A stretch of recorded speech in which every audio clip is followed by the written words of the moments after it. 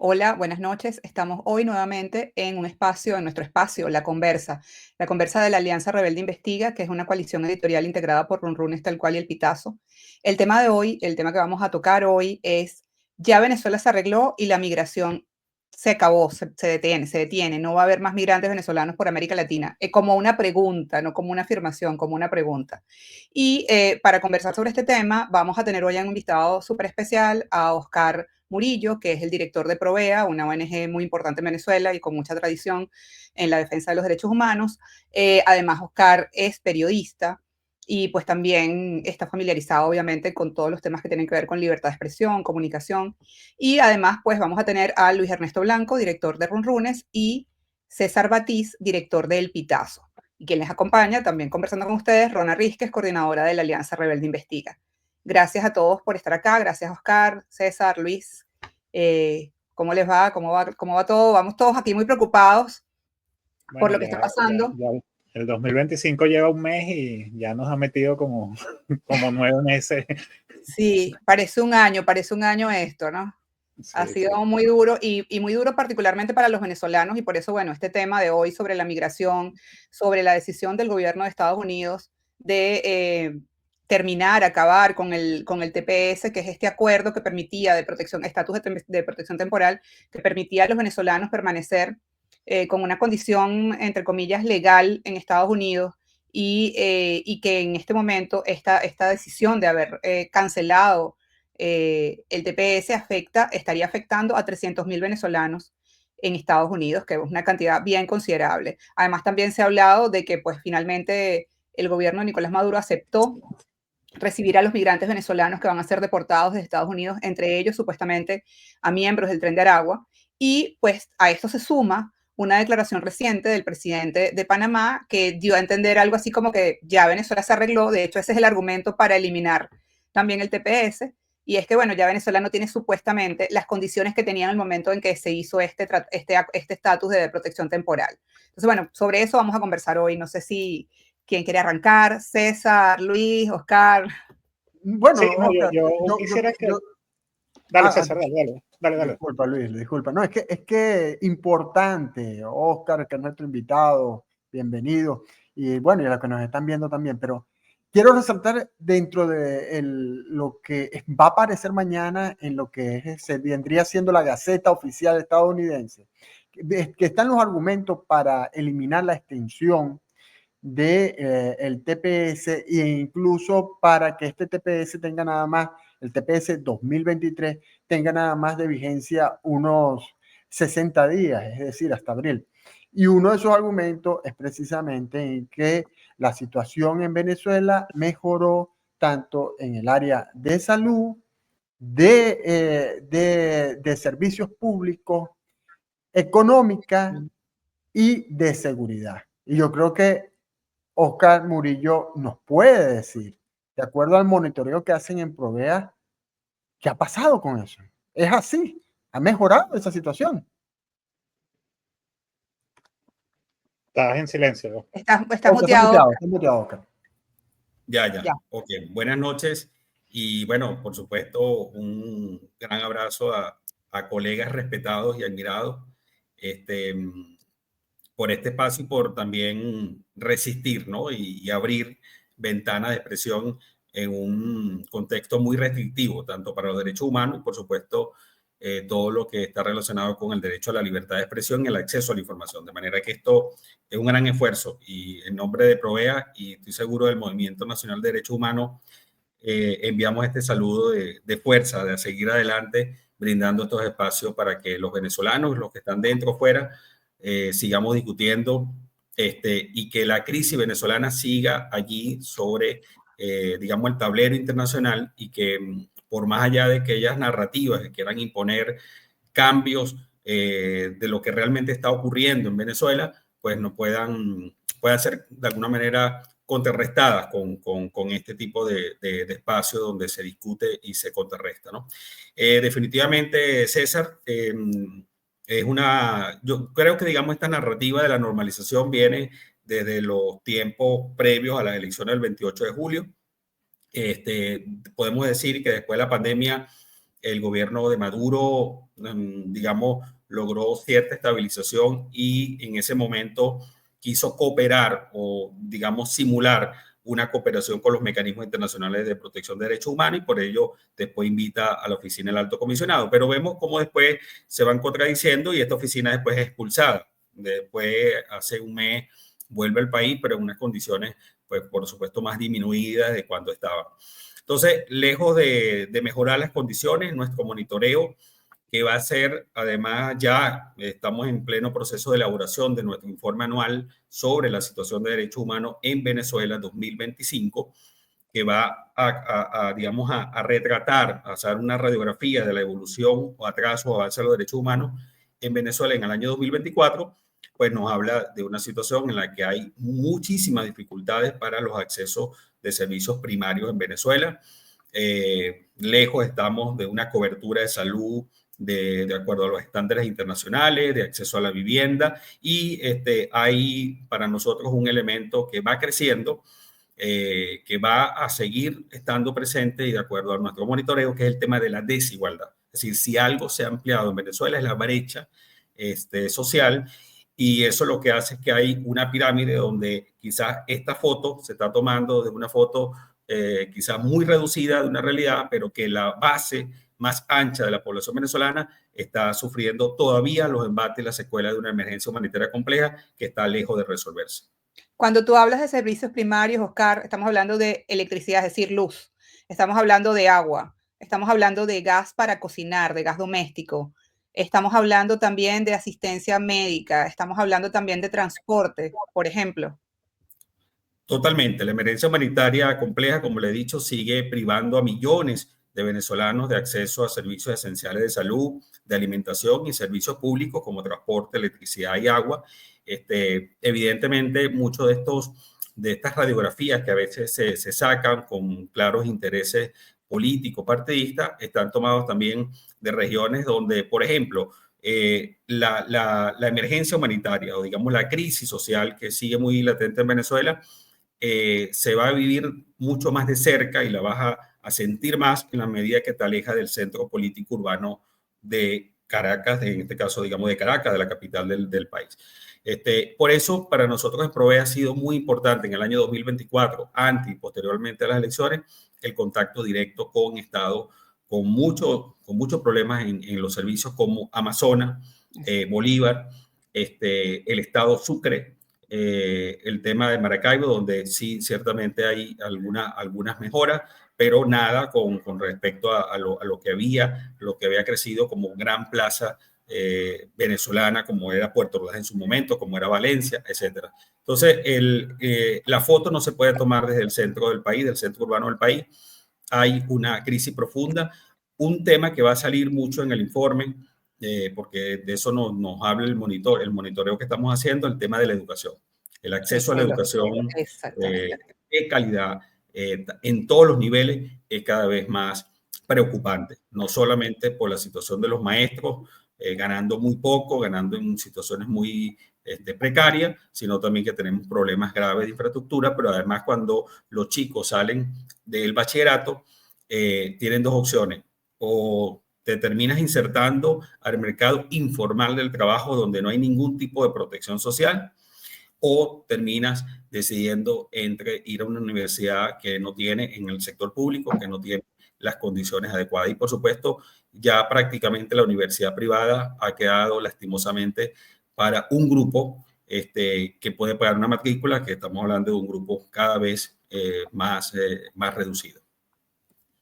Oscar, uno de los argumentos que esgrimen algunos de los que están en la narrativa normalizadora tiene que ver con la detención del flujo migratorio. Es decir, hay 7, 8 millones de venezolanos fuera del país, pero una de las cosas que decía el presidente de Panamá y otros, como digo, en esa narrativa normalizadora, es que ya de Venezuela no se está yendo tanta gente.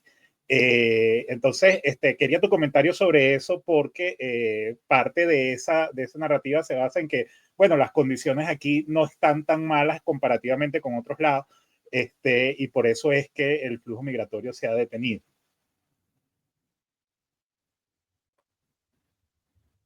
Quedó como congelado, Oscar. Sí, creo que Oscar se quedó congelado.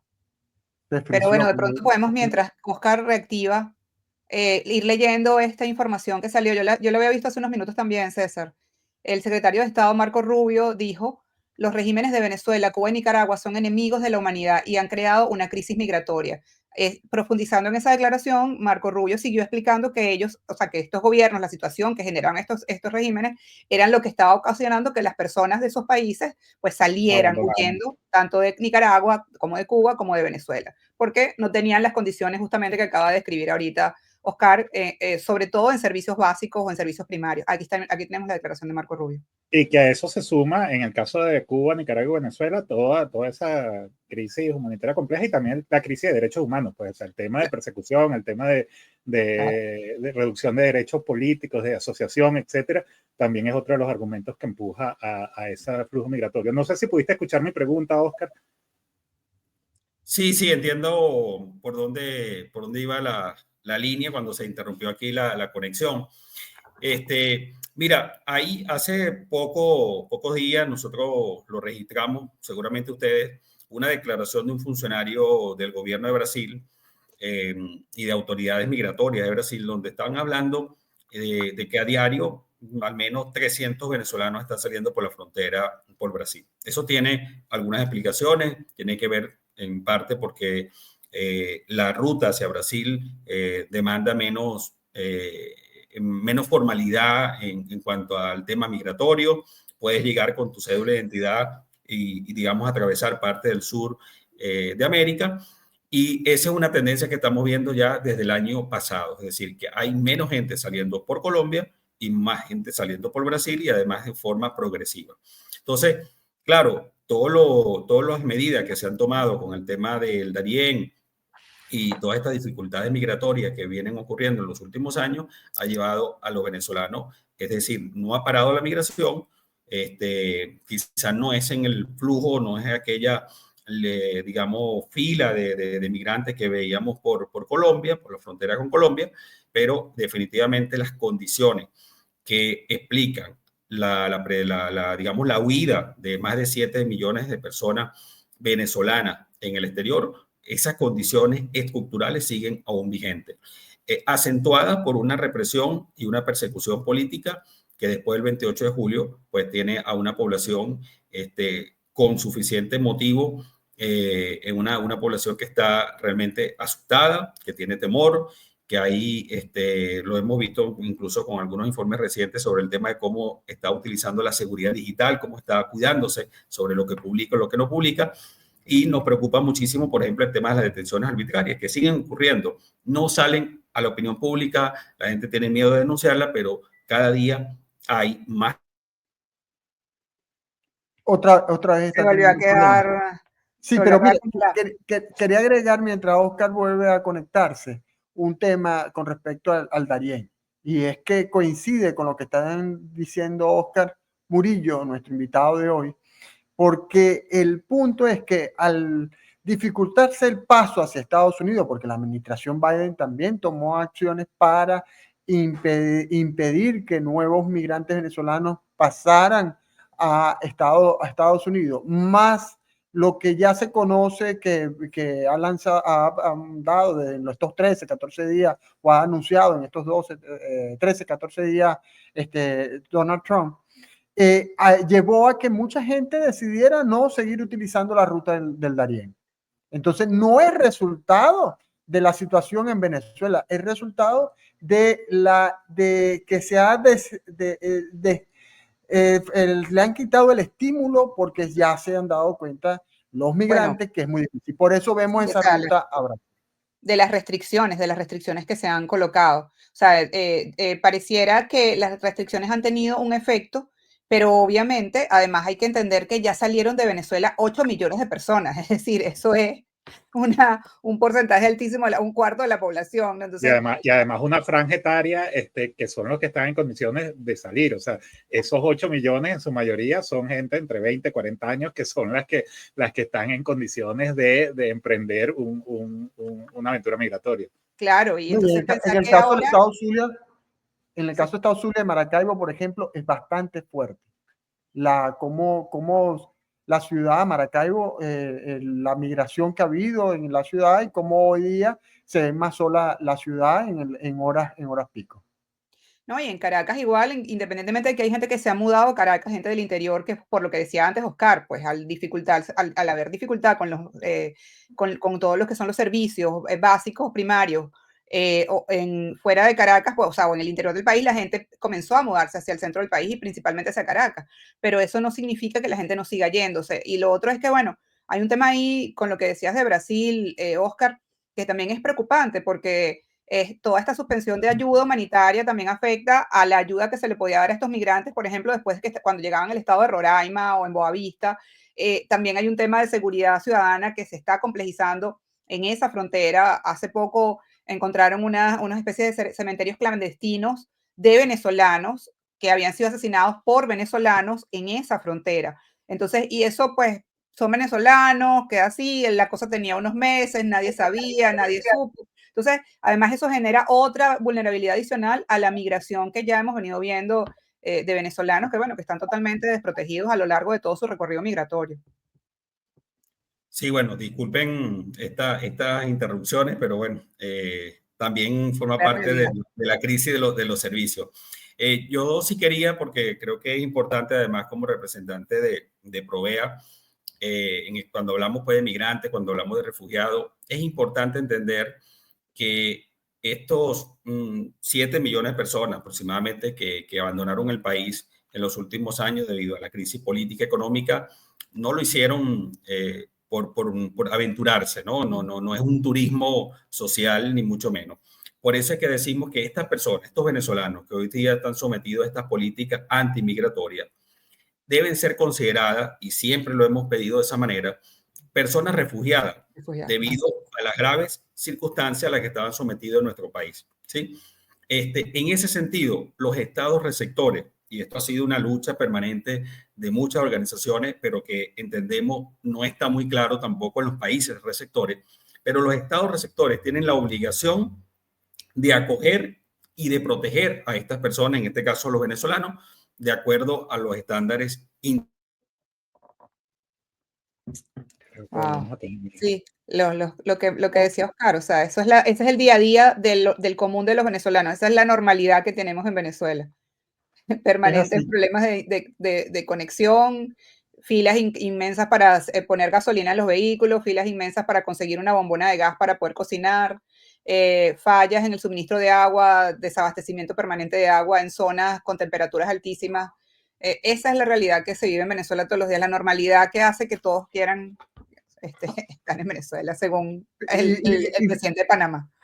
No, y fíjense un detalle, que lo que ha hecho Donald Trump, lo que ha anunciado Donald Trump hasta ahora, y lo que ha dicho su secretaria de Seguridad Nacional, de Homeland Security, Kristi Noem, de lo que puede llevar, y creo que está pasando por algunas informaciones, sobre todo en los partidos políticos, he escuchado esto, puede llevar a que haya una migración de venezolanos que no piensen llegar a Estados Unidos, pero sí a otros países de América Latina y de Europa, como el caso de España e Italia. Eso creo que va a ocurrir, porque por supuesto, al ver que la posibilidad de cambio que estaba planteada para el 10 de enero no ocurre, y ver que lo que ha anunciado Donald Trump apunta más bien hacia un entendimiento con el gobierno de Maduro, que sigue reprimiendo, que sigue persiguiendo, que sigue revisando los teléfonos en Alcabala, etcétera, etcétera. Entonces lo que puede llevar es que haya una mayor migración, pero hacia otros países que no sean precisamente Estados Unidos. No sé qué piensa de esto Oscar Murillo. Sí, bueno, nosotros hemos mantenido claro, y ese fue nuestro mensaje antes del 28 de julio, creo que con varios de ustedes también lo compartí, la crisis nacional no va a tener resolución hasta que las demandas de igualdad de derechos sean escuchadas y las instituciones vuelvan a su mandato constitucional. Un reconocido obispo a quien yo le tengo mucho cariño, dijo después del 28 de julio, con mucho coraje, con mucha valentía, dice que la paz de Venezuela debe ser entendida en términos de justicia y de verdad. Eso es lo que claman los venezolanos. justicia y verdad para iniciar un proceso de restauración democrática, de rescate de nuestras libertades, y hacerlo además en completa armonía, porque ese fue el espíritu de los millones de venezolanos que votaron el 28 de julio. De manera que estas medidas, y yo creo que tiene que ver, hemos visto cómo después del encuentro del enviado del presidente de Estados Unidos con Maduro, hemos visto control de daño por todos tipos, ¿no? Por todos lados. Definitivamente no es, no es digerible tan fácilmente reunirse con Maduro como si nada pasara, como pasar esa página no es tan fácil. Los venezolanos no han claudicado en sus derechos, no han claudicado en su lucha, y también hay una fuerza interna en los Estados Unidos que seguramente va a presionar para que los cambios que en este caso la administración produzca también logren enmarcarse en un contexto, digamos, de respeto y de plena garantía de los derechos humanos y la democracia. Yo sí lamento y digamos, estamos bastante preocupados porque en 15 días hemos visto cómo se ha desplazado el tema democracia versus autoritarismos, democracia versus dictadura, por soberanía e imperialismo. Pareciera que en 15 días dejamos de estar en el siglo XXI y estamos a mitad del siglo XX. Por lo tanto, nos toca a las fuerzas vivas, al movimiento de derechos humanos, a los medios de comunicación, partidos, iglesias, etcétera, digamos, forzar y presionar para que esos cambios, esas reformas que yo creo que eran necesarias después de, digamos, del orden posguerra, también consideren parte de esa evolución importante después de la segunda mitad del siglo XX, que tiene que ver precisamente con el reconocimiento de la dignidad humana como principio medular de los sistemas políticos, en este caso de la democracia. Sí, así es. Justamente, a lo mejor, no sé si eso tenga un poco de, o sea, si sea viable esta pregunta, pero una de las alternativas que se manejó y pues ya entre comillas fue aceptada para el tema de las deportaciones es deportar supuestamente a supuestos delincuentes a cárceles, llevarlos a cárceles de El Salvador. Entonces, delincuentes de cualquier nacionalidad. ¿Cómo ves tú eso? O sea, que lleven a una persona que cometió un delito en Estados Unidos, venezolana, a una cárcel en El Salvador. No sé si esa pregunta incluso sea para ti, Oscar, pero lo veo, o sea, yo lo digo desde el punto de vista de los derechos humanos de estas personas, de las personas privadas de libertad en cualquier país, en cualquier contexto. Sí, muy importante. No solamente estamos hablando de los venezolanos. En este caso, claro, nos preocupa mucho nuestros conciudadanos, ¿no? Pero hay que decir que las deportaciones masivas, Rona, y sumarias, como es lo que se está planteando, deportaciones masivas y sumarias de personas, ponen en riesgo, en el caso de los venezolanos, la vida e integridad de muchas personas que en el pasado reciente han sido víctimas de detenciones arbitrarias, posibles actos de tortura y tratos crueles por parte de agentes de seguridad venezolanos. Estas son consideraciones que no estamos viendo, que se están tomando en cuenta cuando se hacen estos anuncios. Para mí, irresponsable, porque una deportación masiva y sumaria significa de facto un asunto muy grave que puede ser objeto de abuso y de violaciones de derechos humanos. Por lo tanto, la deportación de personas con estos perfiles violaría el principio de no devolución y podría revictimizar a todas estas personas porque no hay en el medio, no estamos viendo una investigación transparente sobre estas personas que supuestamente han cometido o no han cometido delitos. Por eso digo, el solo hablar de deportaciones masivas y sumarias ya constituye una violación de derechos humanos. Y estos anuncios sobre la posible reclusión de migrantes en cárceles de El Salvador o en la base militar de Guantánamo constituiría sin duda una grave violación de los derechos humanos. Las personas migrantes, para terminar este comentario, las personas migrantes o solicitantes de refugio no son criminales y deben de ser tratadas con el máximo respeto a su dignidad. Y no se puede, digamos acá, estos anuncios, digamos, de primera página, sin ningún tipo de investigación previa, constituyen sin duda graves violaciones de derechos humanos porque pueden entrar muchos inocentes y personas que atravesaron por abusos cometidos por autoridades en Venezuela en estos procesos sumarios. Así es, Oscar. Bueno, recordamos que estamos en La Conversa, que es un espacio de la Alianza Rebelde Investiga, de Runrunes Tal Cual y El Pitazo, con Luis Ernesto Blanco, César Batis y nuestro invitado especial, Oscar Murillo, director de Provea. Luis, tú ibas a leer algunos comentarios de las personas que nos están escuchando. Sí, agradezco a los oyentes, a las personas que están en sintonía de La Conversa por sus comentarios. Aprovecho para invitar a otros a que dejen comentarios por cualquiera de las redes sociales de los medios afiliados, los medios aliados por los que nos estén escuchando. Manuel Villamárquez manda saludos desde Venezuela. Tavo de Venezuela dice, ¿y la situación de salud, qué garantías hay? Yo tengo problemas renales, ¿cómo me devuelvo? Otros comentarios, bueno, que también agradecen el espacio, mandan saludos. ¿Quién va a emigrar si le trancaron las puertas a los venezolanos? Dice Rodolfo Alfredo Martínez desde el canal de YouTube. Que el Pitazo explique, bueno, esto tiene que ver con otras cosas, con otra discusión. Este país no tiene salario, con $2 mensuales de salario, ¿quién vive?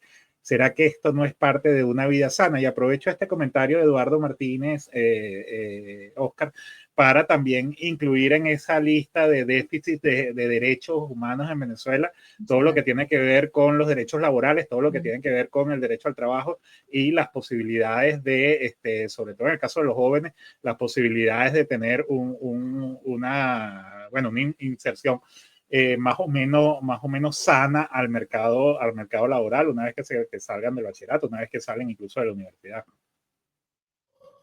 Sí, uno de los sectores más vulnerables de nuestro país son los trabajadores y conjuntamente con los trabajadores, los ex trabajadores, es decir, los jubilados y los pensionados, que fueron, y hay que decirlo, quizás el motor de la protesta y del movimiento social en Venezuela antes del 28 de julio y que motorizó muchas de las causas, digamos, protestas de calle, los jubilados y los pensionados. Entonces, en Venezuela, Luis Ernesto, hay un déficit no solamente de salario, hay un déficit en políticas públicas, hay una ausencia plena de políticas públicas, es decir, no se discuten los grandes temas de los venezolanos. Aquí tenemos una dinámica en la que la prolongación del conflicto político, que tenía como el 28 de julio una válvula de escape, una manera de, digamos, enrumbarnos en esa restitución de derechos, bueno, el grupo que está en el poder ha decidido mantenerse en el poder, es la lógica que nos trae hasta ahora y por lo tanto los grandes temas siguen rezagados. Las políticas económicas, las políticas agrarias, las políticas salariales y se mantiene una característica que no solamente de Maduro, viene también del gobierno de Chávez, que es la mirada unilateral de estos procesos. Llevamos más de 15 años de una inamovilidad laboral que no se discute con nadie, imposiciones de salario. Últimamente ni siquiera ya hablamos de salario, hablamos de ingreso. Hay prácticamente un desplazamiento del tema salarial, por lo que connota el tema salarial que está claramente amparado pues, en nuestra Constitución. Y esto ha sido restituido con una especie de lo que nosotros hemos llamado en Provea un sálvese quien pueda. Si hay una característica que define nuestra economía, es una economía muy desigual, una economía muy discriminatoria, precisamente es ese lema, esa frase de sálvese quien pueda. Entonces hay una enorme desprotección social.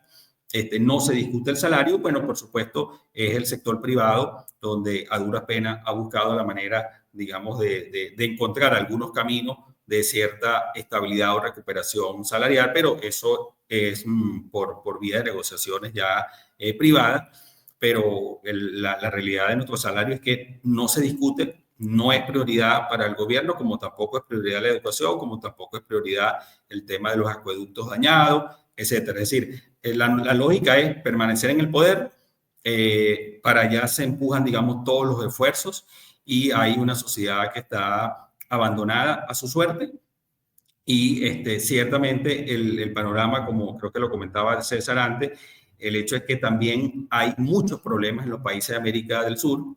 Entonces, claro, lo que antes era una posibilidad de buscar un mejor horizonte, ciertamente muchos venezolanos dicen, bueno, miden el costo en este momento de poder salir al país, enfrentar esas políticas antimigratorias, los problemas propios que tienen estos países y la realidad pues muy dura, muy cuesta arriba de Venezuela. De manera que la decisión no es para nada fácil para los venezolanos, tanto los que están afuera como los que siguen acá resistiendo, y hay que, bueno, brindarles, por supuesto, también un gran reconocimiento a todos los maestros, a los médicos, a los periodistas, a todos los que hacen posible que este país siga existiendo, de alguna manera.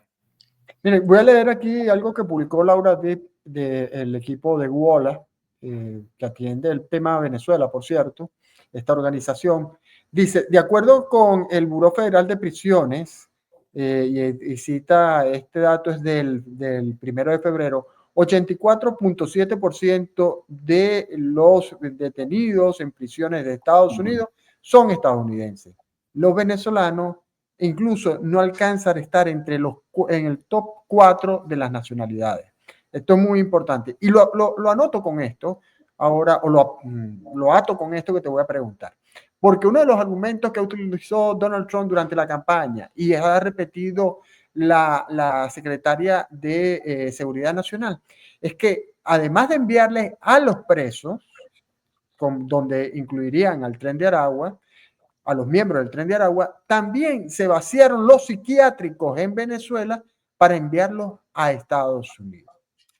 Y me pregunto, ¿cómo están en el sector salud, específicamente los psiquiátricos en Venezuela? Oscar Murillo, ¿tienen Si información sobre esto?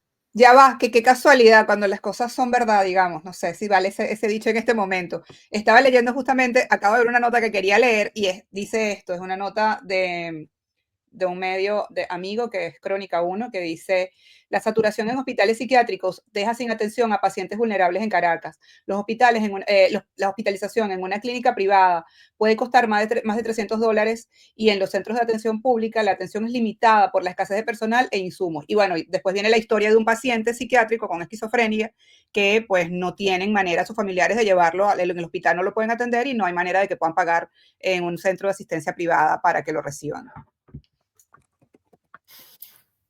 Sí, saben que, bueno, yo creo que lo que acaba de comentar Rona muestra claramente digamos, el grave asunto que plantea César. Yo sí me acordé de un reportaje que se hizo por allá en el estado Bolívar de los enfermos psiquiátricos en la pandemia. Digo, si vimos lo peor del sistema público de salud en Venezuela, con las atenciones más primarias, uno no querían imaginarse lo que estaba pasando con los enfermos psiquiátricos en esas circunstancias, y por las fundaciones que trabajan el tema acá en Caracas, la situación pues no ha mejorado en nada. Pero esto nos lleva al planteamiento de fondo de que ante la falta de resolución de nuestra crisis institucional, nuestra crisis política, que afecta a nuestros derechos civiles y políticos de manera muy acentuada, sobre todo después del 28 de julio, esto tiene un efecto pues, en el goce y disfrute de los derechos que precisamente establece el mandato de Provea, el trabajo de Provea, que son los derechos económicos, sociales, culturales y ambientales. Nada más hablar de derechos económicos, sociales, culturales y ambientales, nos habla del enorme déficit del Estado frente a estos temas, que están directamente vinculados a la ausencia de institucionalidad y de democracia. Pareciera que a veces nos cuesta o nos quedamos solamente con el concepto, bueno, ¿dónde está la democracia? Se nos perdió la democracia, ¿dónde está la institucionalidad? Pero lo vemos que impacta de forma muy directa en los déficits en estos derechos que hoy golpean a la gran mayoría de los venezolanos. Y como ya lo he dicho, pues el tema de la brecha que está cada día aumentando, la brecha, la desigualdad. Y fíjate que hay un elemento, creo que una vez lo conversé con César, al menos en Caracas lo vemos mucho, como los puestos del personal de vigilancia privada en este país, veamos los rostros de quienes están ejerciendo la vigilancia privada, que además en unas situaciones laborales muy precarias.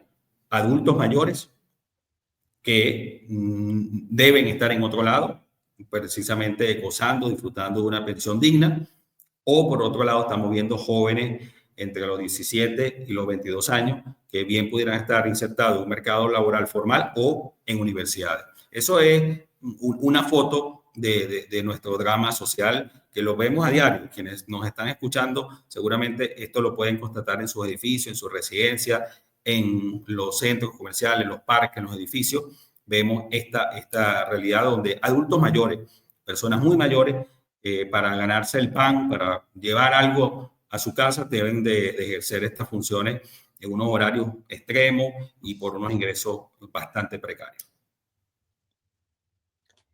Tenía una pregunta, Oscar, y es si efectivamente se llegara a lograr la deportación de esa gran cantidad de venezolanos en Estados Unidos, ¿qué pasaría en Venezuela si de repente llegan acá 100.000, 200.000, 300.000 venezolanos que en este momento están afuera y tendrían que competir por esos servicios públicos deficitarios, tendrían que competir por esos puestos de trabajo informales y deficitarios?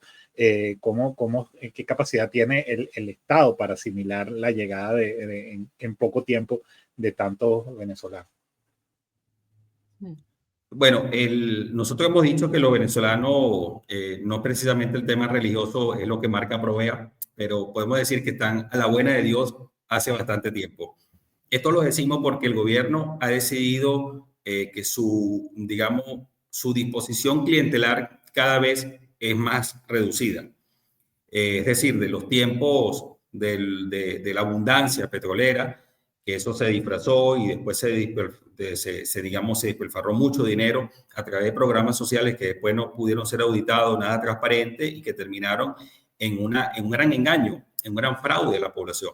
Por ejemplo, la alternativa universitaria. En vez de quebrar a las universidades con presupuestos deficitarios, como la Universidad Central de Venezuela, la Universidad de los Andes, la Universidad de Oriente, crearon un paralelismo universitario que hoy día no tenemos ni a las universidades grandes en buenas condiciones, y estos son meras estructuras burocráticas que terminaron siendo un verdadero engaño para los venezolanos y para las aspiraciones de muchos venezolanos por una educación digna. Entonces, hace mucho rato el gobierno venezolano abandonó sus funciones. No solamente abandonó sus funciones, esto es un tema que conoce muy bien también Rona, es que además ha cedido territorio. No puede gobernar en algunos territorios y se lo ha cedido a grupos criminales.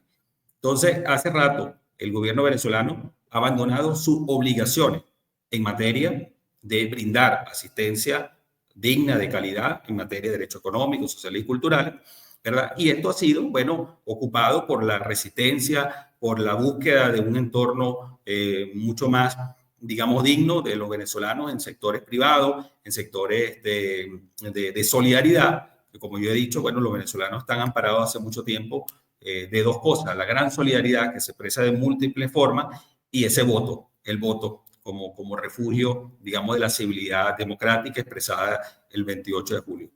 Entonces, Venezuela no está, digamos, su infraestructura no está preparada para recibir este número de personas que pudieran ser deportadas. Por supuesto, va a haber un colapso de los servicios. Seguramente si estas personas se concentran en las ciudades, pues, con mayor densidad poblacional. Pero no creo que esto sea tampoco un mayor interés del gobierno en este momento. Ahora, sí es verdad que puede generar una presión interna social importante que quizás no está en los cálculos del gobierno en este momento. Sí, definitivamente. Y eso justamente lo que comentabas, pues esa falta de gobierno o falta de Estado, pueden revisarlo en un reportaje, por cierto, que publicó el año pasado, a finales del año pasado, la Alianza Rebelde sobre el Estado borrado. O sea, cómo el Estado venezolano ya prácticamente, de hecho, en las acciones, en las responsabilidades o tareas habituales del Estado no existe. Entonces, si quieren como profundizar en ese tema, allí hay datos buenos, historias y cifras. Es un trabajo que se hizo el año pasado desde la Alianza Rebelde Investiga, que, bueno, como saben, es la que organiza este espacio, La Conversa, en el que hoy estamos con Oscar Murillo, de Provea, Luis Ernesto Blanco, de Runrunes, y César Batis, del Pitazo. No tengo información de cuántas personas están conectadas ahorita, pero gracias igual a la audiencia, a todos los que se han conectado, a los que han hecho comentarios y preguntas. Hay una persona aquí que ponía algo así como que pues estamos peor con el tema del agua, la luz y los servicios en general. No sé si hay otro, Víctor Manuel Rumbos, estamos peor, agua, luz, energía eléctrica, gasolina y salarios paupérrimos. Esa es la cotidianidad, la realidad de Venezuela. Silvia Sierra dice, este programa es maravilloso y ustedes que son los que saben y tienen datos de indicadores de calidad, vemos que Venezuela está muy difícil su sostenimiento. Y precisamente, conectando con lo que dice Silvia Sierra, quiero leer algunos fragmentos de este reportaje que acabamos de publicar en El Pitazo, que dice, fin del TPS, mejoran las condiciones en Venezuela para recibir a deportados de Estados Unidos. Y fíjense, voy a leer nada más el primer párrafo de los tres indicadores que se trataron. Económico, el tema delictivo y también el de salud. Mejoras económicas en Venezuela. A pesar de una leve recuperación, Venezuela continúa enfrentando desafíos significativos, como el salario mínimo más bajo de la región, la segunda inflación más alta de Latinoamérica, la falta de acceso a crédito y una crisis política que obstaculiza el panorama económico. En salud, la salud pública en Venezuela se encuentra sumida en una crisis que compromete la atención médica de emergencia y el bienestar de la población. Así lo contacta el monitoreo realizado por la Encuesta Nacional de Hospitales durante noviembre de 2024. Y veamos el tema de seguridad. Human Rights Watch denunció una brutal represión en Venezuela tras las presidenciales del 28 de julio. En un informe publicado el 16 de enero, la Organización Defensora de Derechos Humanos documentó cómo la coalición que lidera Nicolás Maduro respondió a las protestas contra su cuestionada reelección con tácticas represivas y persecución. Sin lugar a dudas, información que refuerza lo que hemos estado diciendo acá, Oscar, y que también entendemos que va a estar reflejado en su próximo informe. Sí, y hay unos aportes interesantísimos que estamos a punto de conocer de una plataforma en estas dificultades de acceso a la información pública, pues son las universidades, las academias, los medios de comunicación los que han estado haciendo un esfuerzo importante de registrar, de monitorear esta situación. Pronto vamos a conocer los detalles del último informe de JUN Venezuela, esta plataforma de documentación sobre las condiciones sociales, que creo que allí precisamente una de las coordinadoras de este proyecto es la que escribe el capítulo, está a cargo del capítulo de salud para nuestro informe anual. Entonces, yo creo que ahí vamos a tener una data bien interesante que no la tenemos por el INE. No sabemos si el INE sigue existiendo. Eso te iba a decir, existe. Bueno, es que ese es el otro tema. Oscar, o sea, agarro esta palomita aquí. El INE, o sea, los hospitales psiquiátricos, los centros para el tratamiento de personas de usuarios problemáticos de sustancias, o sea, eso existe en Venezuela, porque en realidad esas cosas fueron desapareciendo simplemente. Entonces la gente no tiene opciones. Sí, no, la falta de información, y sin información y sin datos, lo saben los planificadores, cómo puedes planificar, cómo puedes diseñar una política pública sin datos. Y en Venezuela no hay datos. No hay datos deliberadamente, hay una omisión de no suministrar estos datos. Pero es que yo creo que además la caída de la institucionalidad venezolana no solamente tiene que ver con que el CNE no brinde los resultados como dice el reglamento electoral, no, tiene que ver con la descentralización, por ejemplo. Ustedes saben, yo vengo del Estado Bolívar. En el Estado Bolívar los periodistas esperamos cada año una rueda de prensa con el presidente de la Corporación Venezolana de Guayana, con el Ministerio de Industrias Básicas, todas las empresas básicas rindiendo lo que era, pues, digamos, la gestión operativa de las empresas. Bueno, yo debo contabilizar más de 15 años que esto no ocurre, pero es que no ocurre con ninguna empresa del Estado. Lo decíamos con el tema, esto lo discutimos muchas veces con el contexto de represión postelectoral. Tú entras a la página del Ministerio Público, allí debería estar la lista de los excarcelados, hacia dónde iban a ser excarceladas las personas. Nunca existió una lista oficial de excarcelados. Y se añade, disculpen que incluya este tema, pero es una denuncia pública porque nos ha llegado por todos lados y una enorme preocupación. Los excarcelados del interior del país deben de presentarse cada 15 días o una vez al mes a los tribunales de Caracas. La realidad social, económica de estas personas les imposibilita trasladarse todos los meses o cada 15 días a Caracas. tenemos una lista de gente pidiéndonos ayuda para trasladarse desde Margarita, desde Amazonas, desde Bolívar, desde Puerto La Cruz a Caracas a presentarse en los tribunales. Entonces, bueno, no sé que no es el tema, pero de verdad que es una denuncia muy importante que nos preocupa y estaremos próximamente emitiendo un comunicado a la Fiscalía, al Ministerio Público, a la Defensoría del Pueblo, porque debe ocuparse de esta situación. Y se conecta con lo que estamos hablando, las condiciones precarias de vida. Una persona además injustamente encarcelada por más de 4 meses, es encarcelada a la buena suerte y ahora entonces está sometida a un régimen de presentación y cuyos ingresos y sus propias condiciones le impiden cumplir con ese régimen de presentación, sobre todo los que vienen pues de otro lado de Caracas.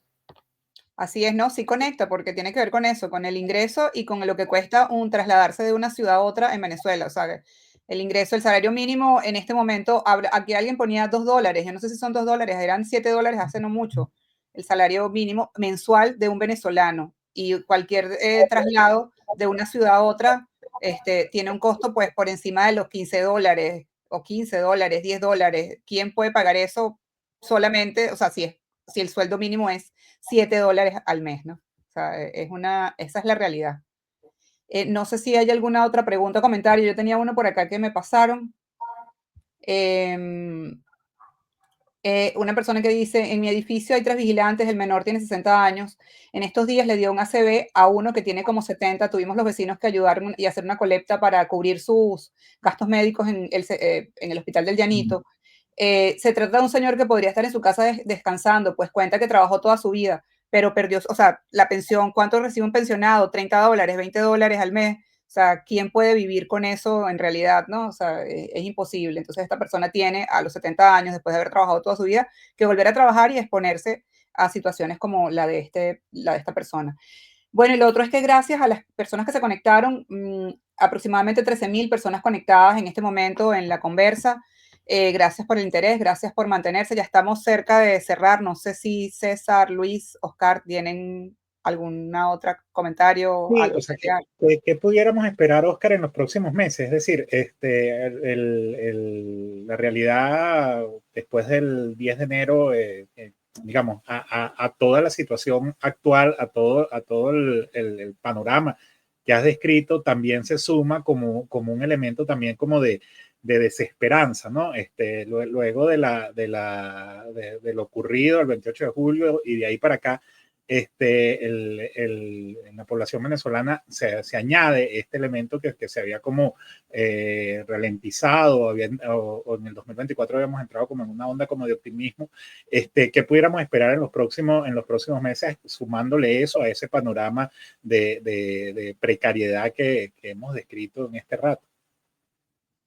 Sí, bueno, la crisis nacional, como lo hemos hablado hoy, tiene su origen en el conflicto político, en la crisis institucional que no ha logrado resolverse, que desde el 2015, con, digamos, el desconocimiento de las funciones, de la competencia de la Asamblea Nacional, de allí hemos visto toda una deriva autoritaria, y hay que decirlo responsablemente, en los últimos meses hemos visto además visos totalitarios, es decir, un gobierno, una administración que ha expresado una pretensión de controlar los espacios de la vida pública y privada de los ciudadanos, en este caso de los venezolanos. Entonces, una crisis tan prolongada como esta, de muchos años, genera frustración, genera decepción, genera sueños truncados y es, digamos, natural que en este momento la población venezolana, después de todo lo que ha pasado después del 28 de julio, las encarcelaciones, la represión, estos sentimientos estén entremezclados. Pero no significa, y esto hay que dejarlo claro, que la población venezolana ha claudicado en su derecho, ha claudicado en su lucha. Hay elementos que nos indican que la población venezolana ha sabido con el tiempo administrar su fuerza y sus recursos y sabe cuándo sacar pecho a las realidades mientras resuelve la sobrevivencia, porque, digamos, los venezolanos están en sobrevivencia. Desde el año 2016, creo que esa es la palabra que define a los venezolanos. Entonces, hay elementos, yo creo que los últimos hechos, lo que hemos visto después del 10 de enero en adelante, y también el cambio de gobierno en Estados Unidos, nos indican que creo que los hechos hay que irlos llevando pulso a pulso, día a día. Creo que es importante como uno dice en el periodismo, no importa el titular de un día, importa que ese titular tú lo revises al año siguiente y tu día tenga coherencia. Entonces, yo creo que es importante la responsabilidad, la coherencia en las interpretaciones del tiempo que podamos dar en este momento. Lo que sí, yo estoy seguro es que tenemos una sociedad venezolana que sí es democrática y que sus instituciones, la arquitectura democrática, hoy no lo es, y por lo tanto tenemos toda esta crisis de la que hemos hablado y estos déficits. Creo que hay importantes,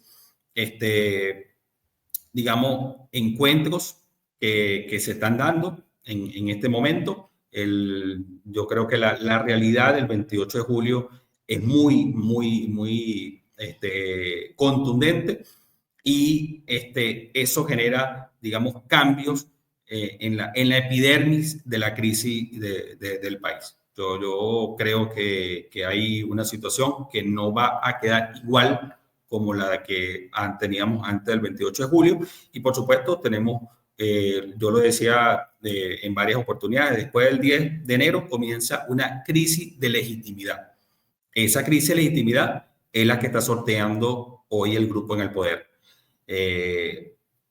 Por ahora sigue estando la dinámica en la que para ellos salir o ceder el poder sigue siendo pues todavía algo de menos costo a que precisamente salir del poder. Cuando esa dinámica vaya cambiando, entonces vamos a ir encontrando otros elementos para incorporarlo a este debate.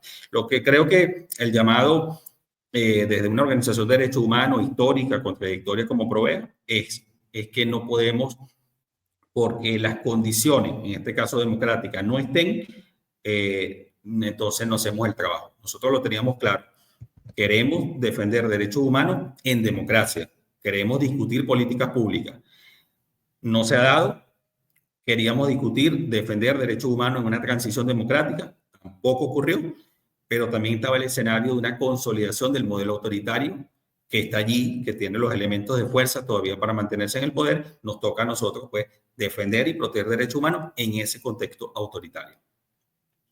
Finalmente, bueno, Oscar, no quisiera que, por lo menos de mi parte, no quisiera que termináramos esto sin hacerte una pregunta sobre un tema que muchos venezolanos se preguntan, pero que no tiene que ver con lo de hoy. ¿Qué se sabe de la Corte Penal Internacional, hermano? ¿Usted sabe algo? La Corte Penal Internacional tiene elementos suficientes para avanzar desde hace bastante tiempo. En diciembre pasado tuvimos en la reunión, pues digamos, de la plenaria en La Haya, y allí hay avances importantes. Digamos que ahora, desde el punto de vista de la fortaleza institucional, la Corte Penal Internacional va a tener que lidiar con una salida del apoyo de Estados Unidos. Estados Unidos va a retirar el apoyo a todo lo que es el sistema internacional de derechos humanos. Ya lo vimos hoy saliéndose del Consejo de Derechos Humanos, donde, por cierto, era un aliado importante de Venezuela en esa instancia tan importante. Y también va a ocurrir con la Corte Penal Internacional. Pero bueno, la Corte Penal Internacional, como todas las instituciones que sean creadas para proteger derechos humanos, están llamadas a revalidar su compromiso y su principio en estos tiempos tan difíciles. Yo digo, César, Rona, Luis y todos los que nos ven y nos escuchan, que los tiempos difíciles no eximen de hacer las cosas bien. Este es un mensaje para la Fiscalía de la Corte Penal Internacional. Aún en los tiempos difíciles tenemos que hacer las cosas bien. Yo creo que para todo el mundo, Oscar, para los periodistas, para todos los que están en Venezuela, para los maestros, para todo el mundo, o sea, este es un mensaje para todos los que creemos en la democracia y en los derechos humanos y en la gente, pues entonces creo que este es un mensaje que es válido para todos. Gracias, Oscar, por habernos acompañado hoy, de verdad, muy, muy bueno todos tus comentarios y tus apreciaciones. Espero que hayan sido útiles también para los que nos estaban escuchando. Gracias a Luis Ernesto, a César Batis, del Pitazo y de Runrunes, y gracias a todas las personas que se conectaron, el equipo de producción de La Conversa, que es un espacio de la Alianza Rebelde Investiga, de la coalición editorial que integran Runrunes tal cual y El Pitazo. Nos vemos el próximo martes entonces en otra conversa. Hasta luego. Chao, hasta luego. Feliz noche. Igual.